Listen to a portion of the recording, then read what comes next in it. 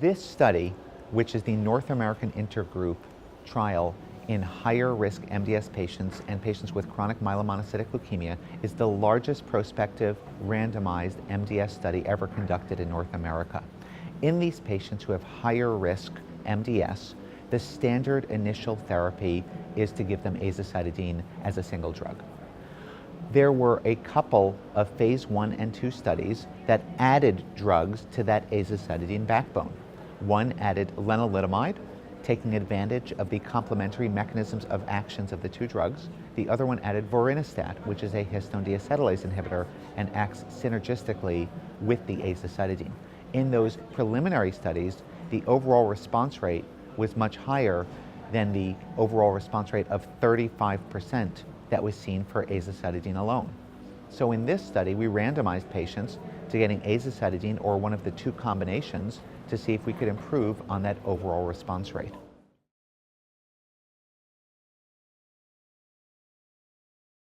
Higher risk MDS was defined as patients who had an International Prognostic Scoring System score of 1.5 or greater. In other words, those who fell into categories intermediate to or high. We also enrolled patients who had 5% bone marrow blasts or more, and we enrolled patients who had chronic myelomonocytic leukemia.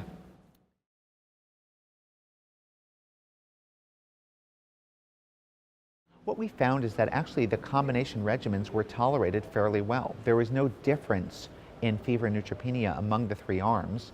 Those patients who got azacitidine and lenalidomide were more likely to get a rash. Those patients who received azacitidine and vorinostat were more likely to have GI toxicities. When we focused on overall response rate, it was higher in the combination arm of azacitidine and lenalidomide at 49% versus 38% for azacitidine monotherapy, but that didn't reach statistical significance with a p-value of 0.16. The response rate for azacitidine and vorinostat was lower than it was for azacitidine alone.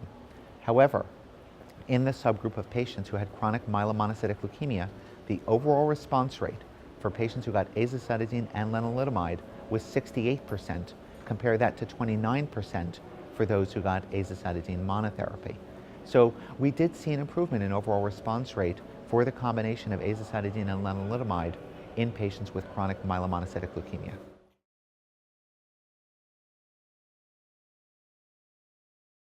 So chronic myelomonocytic leukemia is a little bit of a myelodysplastic syndrome and a little bit of a myeloproliferative neoplasm. Azacitidine works fairly well in patients who have myelodysplastic syndrome. Lenalidomide has been shown to work in patients who have myeloproliferative neoplasms. So probably the complementary mechanisms of action were working on the heterogeneous disease type of those who have chronic myelomonocytic leukemia.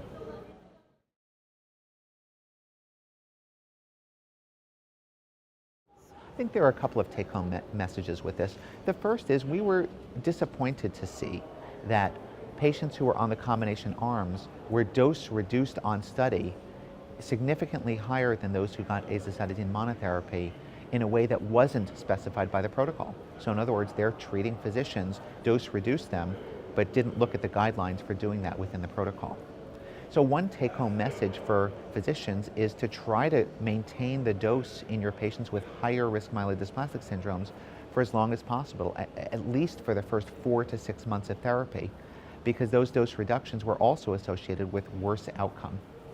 The second take-home point is that the combination of azacitidine and lenalidomide appears to yield higher overall response rates in patients who had chronic myelomonocytic leukemia compared to azacitidine alone.